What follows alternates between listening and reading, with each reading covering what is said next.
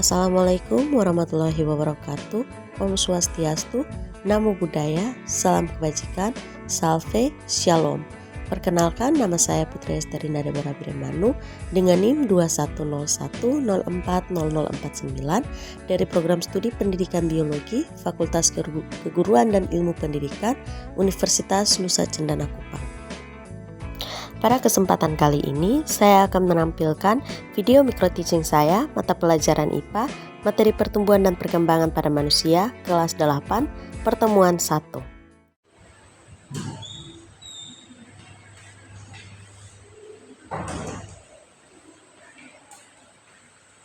Siap bersama.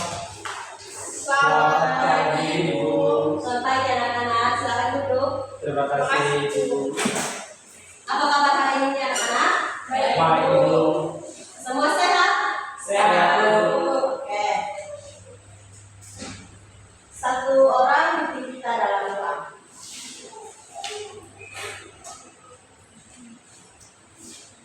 Oke, baik anak-anak.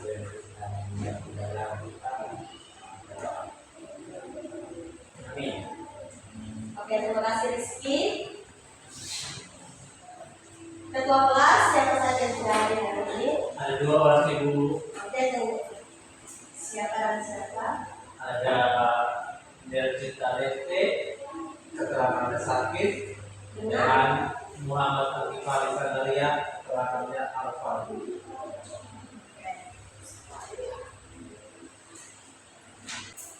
Baik, hari ini kita akan belajar terkait dengan pertumbuhan dan perkembangan pada manusia. Oke. Tujuan pembelajaran kita adalah peserta didik mampu menjelaskan mengenai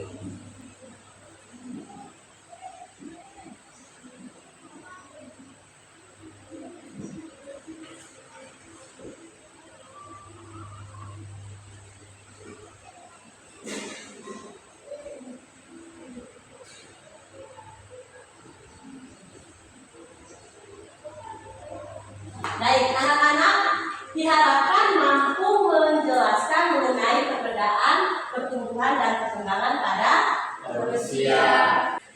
Baik, apakah anak-anak pernah berpikir seiring bertambahnya waktu anak-anak bertambah tinggi? Karena itu. Kenapa? Karena kami tentu Oke. Jadi hari ini kita akan belajar tentang pertumbuhan dan perkembangan pada manusia. Nah, pertumbuhan adalah pertambahan ukuran atau volume yang bisa dilihat secara langsung Ibu. Oke, kalau perkembangan adalah salah satu kedewasaan dalam diri kita. Nah, perkembangan itu apakah bisa kita ukur atau tidak? Tidak. Oke, perkembangan itu hanya bisa kita rasakan dalam diri kita. Oke, Ibu akan membuat diagram pertumbuhan.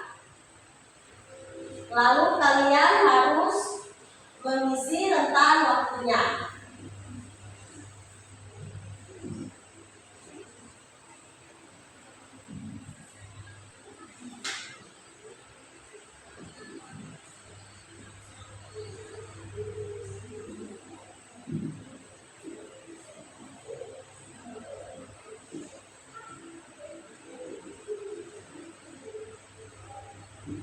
Oke, yang pertama balita. Siapa yang bisa mengisi rentan umur balita? Ayo Yani, maju.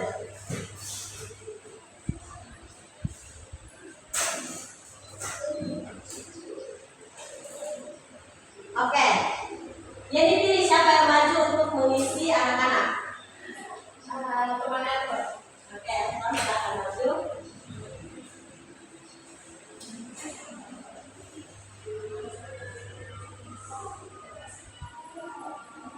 Elton, silakan berikan spidol ke teman yang ingin kamu suruh dia maju.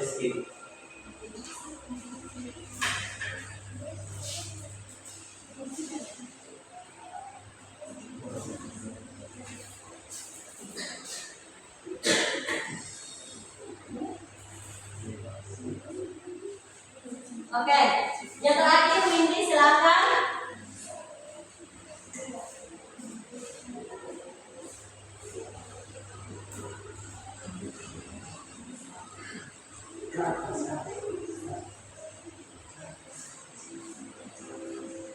Finalnya Windy.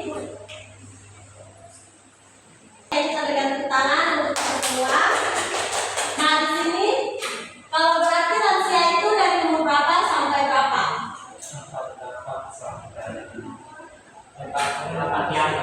48 hingga salah ya. 48 sampai kematian. Oke. Nah, silakan kalian membentuk dua kelompok untuk mengerjakan soal-soal terkait tahap-tahapan pertumbuhan dan perkembangan pada manusia. Baik Ibu.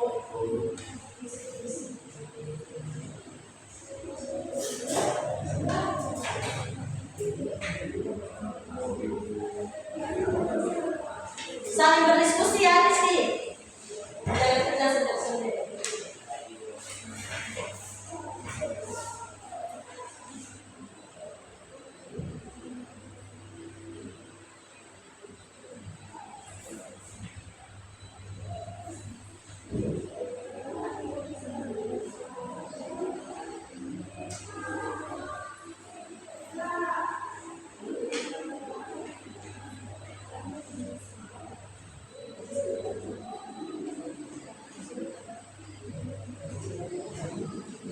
Bagaimana kelompok dua?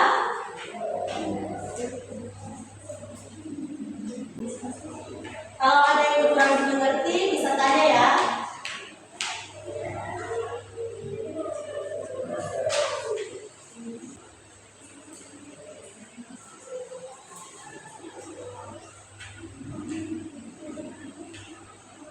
Bagaimana kelompok 1 dan 2? Kelompok 1 sudah? Oke, silakan kelompok 1 maju dan mempresentasikan hasil diskusinya.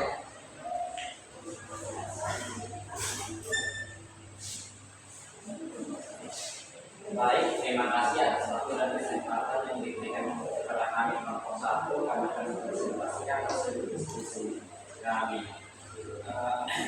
Untuk tahapan bayi dan balita, ciri-ciri itu untuk 4 usia berminggu mengalami perkembangan, mampu menggerakkan gerakan tangan dan kakinya secara bersamaan. Bayi juga akan lebih sering menangis. Di usia 4 bulan, bayi sudah bisa meraih dan menggenggam benda yang menarik di sekitarnya. Bayi juga sudah bisa membedakan permukaan yang kasar, halus, berbulu, dan berongga. Kedatangan si kecil juga dari lebih kencang karena si dilotot dan panggungnya semakin tersidap. Memasuki usia 4 bulan, perkembangan bayi akan mengalami kemajuan yang cukup besar.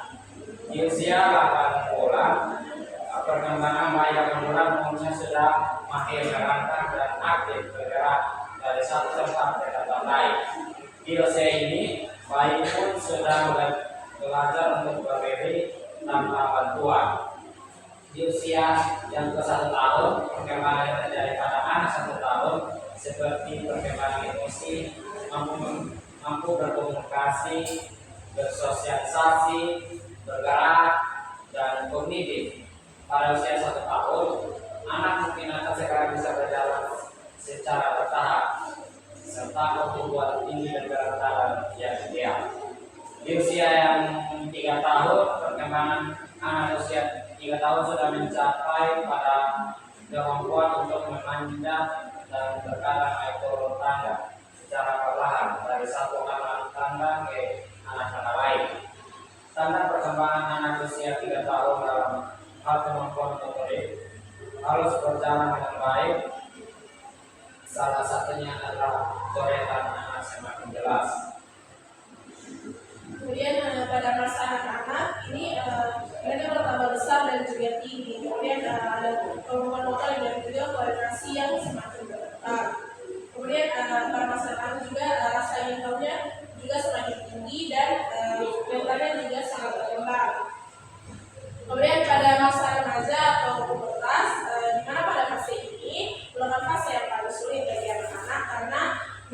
yang terjadi pada tubuh baik dari segi fisik maupun mental. Jadi pubertas dimulai sejak anak berusia 9 tahun sampai dengan 15 tahun.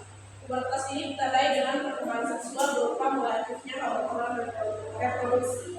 Kemudian pada masa dewasa setelah pubertas, mental, emosi, dan juga fisik itu mulai stabil, di mana pada saat ini manusia memasuki masa dewasa dan tidak mengalami pertambahan tinggi. Hubungan seksual sekunder pun sudah berhenti. Kemudian pada usia 30 tahun, manusia akan mengalami tanda-tanda penuaan seperti tubuhnya berputih atau berkurangnya massa otot. Kemudian pada usia pertengahan 40 hingga 50 tahun, wanita akan berhenti mengalami menstruasi. Nah, periode ini dinamakan dengan menopause. Sementara pada pria, maka produksi spermanya akan berkurang. Nah, sekian presentasi dari kelompok kami. Selanjutnya kami berikan kesempatan kepada teman-teman lain untuk bertanya ataupun memberikan saran. Oke, silakan teman-teman kelompok 2 apa yang bertanya. Silakan teman Windy. Baik, saya dari kelompok 2, saya ingin bertanya kepada kelompok 1. Coba teman-teman jelaskan proses terbentuknya janin mulai dari saat sel sperma dan sel telur bertemu. Oke, kelompok 2, kelompok 1 apakah sudah menyiapkan jawabannya? Sudah. Oke, silakan dijawab. Baik, kami akan menjawab. Ketika bayi ketika sperma dan sel telur bertemu, maka proses fertilisasi dimulai. Fertilisasi manusia terjadi di dalam tubuh wanita. Setelah fertilisasi, maka akan berubah menjadi zigot dan siap berkembang. Zigot berkembang terus-menerus melalui proses pembuahan sel yang dinamakan mitosis. Zigot ini berada di fase morula, yaitu penambahan jumlah sel tanpa pertambahan massa sel. Dari fase morula, sel terus membelah hingga terbentuk rongga. Fase tersebut disebut fase blastula, sedangkan sel-sel tersebut dinamakan blastosis. Setelah fase blastula, sel kemudian memasuki fase gastrula dan kemudian berkembang menjadi embryo. Setelah 8 minggu, embryo berkembang menjadi fetus atau janin. Tapi ini sudah mulai membentuk organ-organ tubuh. Fetus terus berkembang hingga akhirnya dilahirkan menjadi bayi. Mungkin sekian hasil jawaban kami. Kami kembalikan kepada teman bertanya. Bagaimana dengan tanggapan terhadap jawaban kami? Dan saya berhenti, terima kasih. Baik, mungkin sekian dari hasil presentasi kami. Pada kesempatan kami kembalikan ke kalian.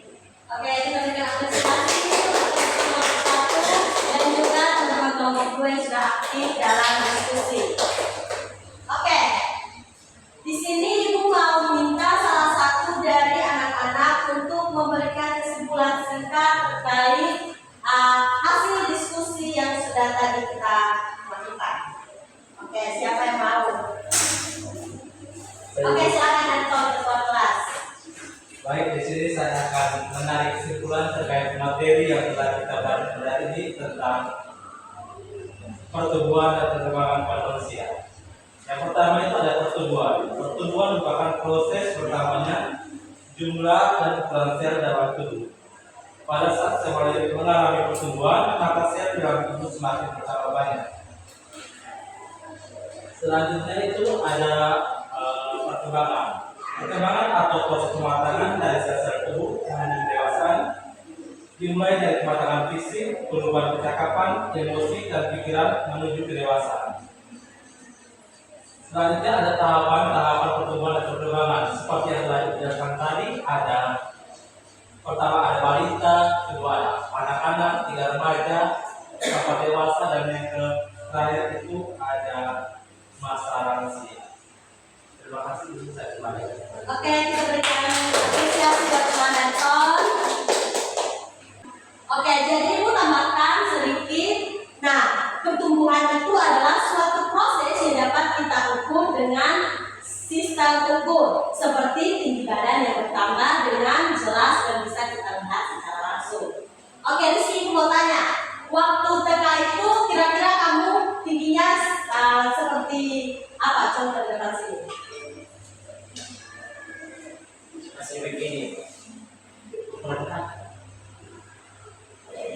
Oke, jadi anak-anak bisa bedakan Rizky waktu TK itu masih pendek seperti ini.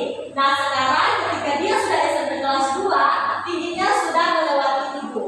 Nah itu yang dinamakan Rizky mengalami pertumbuhan. Oke, selanjutnya adalah perkembangan. Perkembangan adalah proses perubahan kemampuan seseorang yang tidak bisa kita Lihat. Nah, contohnya itu seperti waktu bayi, anak-anak belum bisa berbicara, masih 1-2 kata saja. Nah, setelah umur 3 tahun, 4 tahun, anak-anak sudah mulai mengucapkan sedikit kalimat. Nah, setelah pubertas, setelah anak-anak dalam masa remaja, itu anak-anak sudah bisa berbicara dengan jelas. Oke, dengan jelas. Sudah bisa belajar bahasa-bahasa lain, bahasa Inggris, Korea. Dan itu adalah salah satu bentuk perkembangan di dalam diri kita. Oke, demikian pembelajaran kita pada hari ini. Kita berikan apresiasi untuk diri kita masing-masing. Oke, bagaimana perasaan anak-anak hari ini setelah kita mempelajari pertumbuhan dan perkembangan pada manusia? Oke, semua sudah tahu kan kenapa kita mengalami tinggi, mengalami perubahan tinggi, mengalami perubahan dalam berat badan, ataupun dalam bentuk berpikir. Nah, betul. Oke, jangan lupa anak-anak pulang belajar tentang faktor-faktor yang mempengaruhi pertumbuhan dan perkembangan pada manusia untuk materi kita pada minggu depan. Oke, sebelum kita pulang, anak-anak harus mengerjakan tugas-tugas ini dan dikumpulkan pada minggu depan. Atau bisa dilakukan.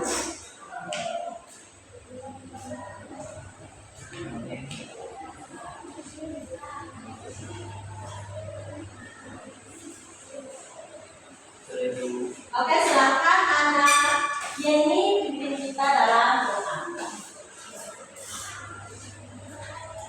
Baik, Ibu dan teman-teman, sebelum kita mengakhiri pembelajaran kita pada hari ini, mari kita berdoa.